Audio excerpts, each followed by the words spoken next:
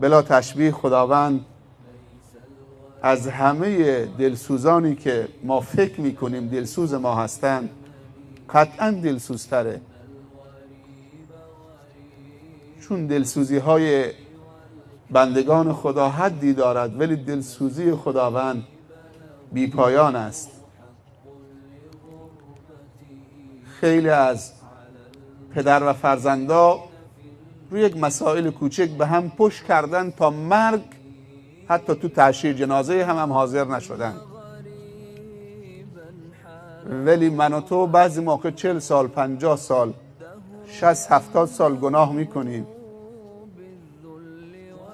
پشت به خدا میکنیم، بازم خداوند منتظر بازگشت من و توست. نمیشه خدا را به پدر و مادر و دوست و رفیق و همسر و همسایه تشبیه کرد. الله رب العالمینه. قل هو الله احد الله الصمد لم یلد ولم یولد ولم یکن له کفوا احد.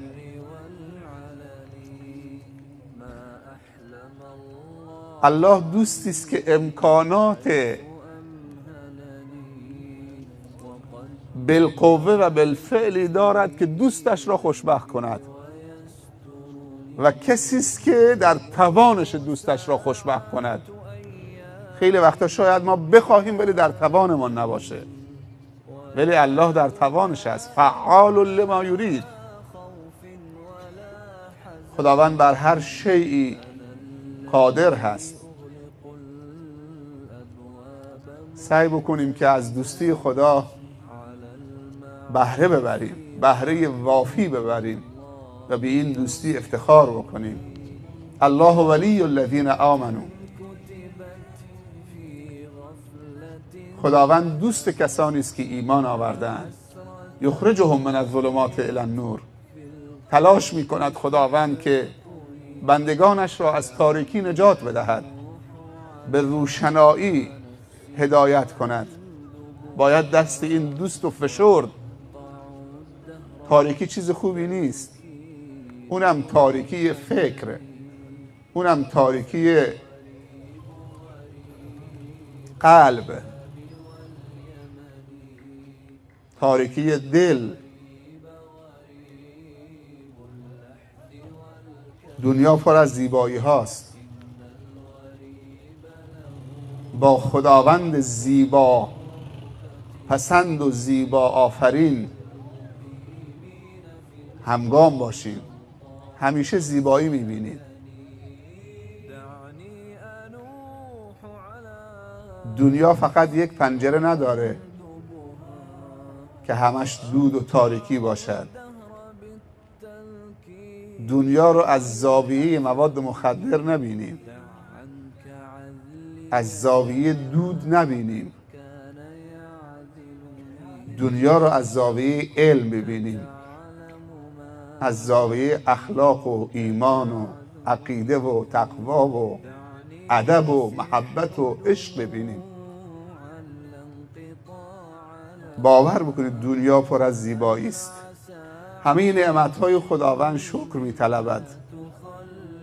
شکر در حقیقت عامل قدرت بخشیدن به ما و شماست. شکر نیاز خدا نیست.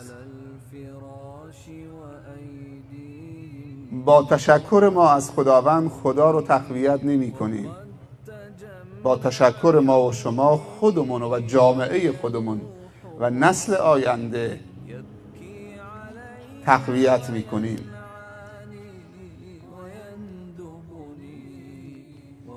با تشکر واقعی از خداوند و ارج نهادن به نعمتهای خداوند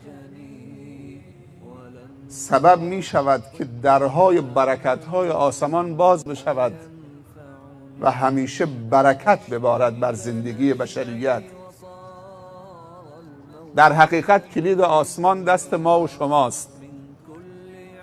لئن شکرتم لازیدنکم. دست خودته. اون شیرها و لوله های برکت رو باز کنیم. لئن شکرتم لازیدنکم ولو ان اهل القرى آمنوا واتقوا لفتحنا علیهم برکات من السماء والارض. درهای برکت را با ایمان و تقوا باز کنید. دشمنی با خدا طاقت ما نیست. امشب بسیار جمع مبارکیه. شما جوانای خوب تصور میکردید که عروسی اسلامی ساده این همه مورد توجه جوانای خوب قرار بگیره؟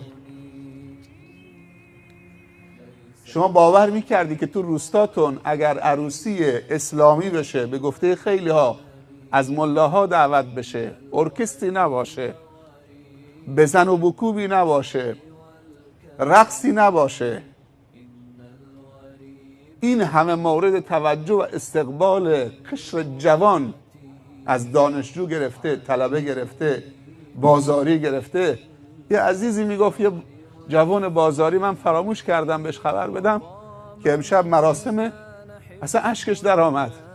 تو در حق من کوتاهی کردی، چرا به من نگفتی؟ سبحان الله. نگرش ها رو عوض بکنیم تا نگرش بالا رو نسبت به خودمون و جامعهمون عوض بکنیم. تغییر نگرش خدا نسبت به خودت دست خودته. ان الله لا یغیر ما بقوم حتی یغیروا ما بانفسهم. این جلسه امشب از نماز جمعه درگاه هم خیلی ارزشش بیشتره. اون یه چیز اجباریه، داخل مسجده. میگن اگه 3 جمعه نیاد اصلا از دین خارج میشه، همسرش براش حرام میشه و خیلی مسائل دیگه که در ترک نماز جمعه هست. مجبوری که بیاید نماز جمعه. طرف طول هفته نماز نمیاد ولی نماز جمعه میاد. به چند دلیل میاد. ولی امشب که تو مجبور نبودید. کدوم یکی از شما مجبور بود امشب بیاد اینجا رو دیوار بنشینه، رو موتورش بنشینه، تکیه به دیوار بزنه، یه چادر هم بندازن، تواضع بکنه، شلوار اتو کشیده شو بگذاره رو همین چادر؟ ولی فرش مسجد خیلی تمیزتره.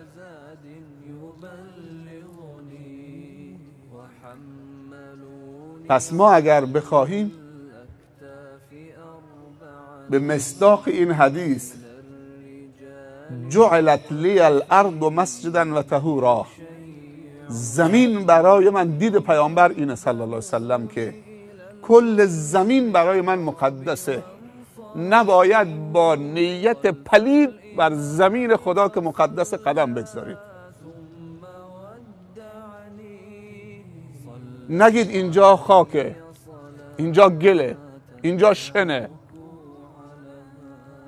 جعلت لی الارض مسجدا و طهورا، کل زمین مقدسه، حق معصیت خدا بر زمین ندارید.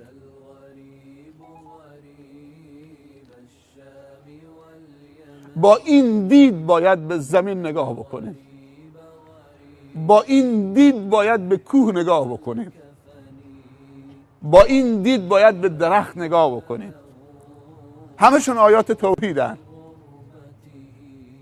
و فی کل شیء له آیه تدل علی انه الواحد.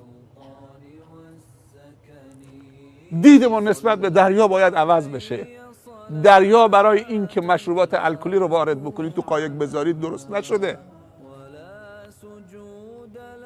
دریا رحمت خداست و دریا هیبت خداست. در حال آرامشش رحمت خداست، از نگاهش سیر نمیشی، چشم و نواز و روح نوازه. در حال امواج و تلاطمش هیبت خداست. باید متوجه خدا بشید، خدایا این دریا رو آرام بکن. واقعا دریا هیبته. سونامی هیبت نبود؟ ما که در معرض سونامی نبودیم، هنوز وقتی صحنه سونامی رو زیر نظرمون میاریم بدنمون میلرزه. با هر دو دید به دریا نگاه کنید، هم با دید رحمت و هم با دید هیبت. اگر با دید رحمت تنها نگاه کردید، دریا رو برای رسیدن به اهداف پلیدت استفاده میکنید. نوارهای مبتذل، مشروبات الکلی و چیزهایی که دیگه آدم شرمش بیاد که بگه با این قایق ها و این دریای خدادادی چه چیزهایی رو وارد میکنن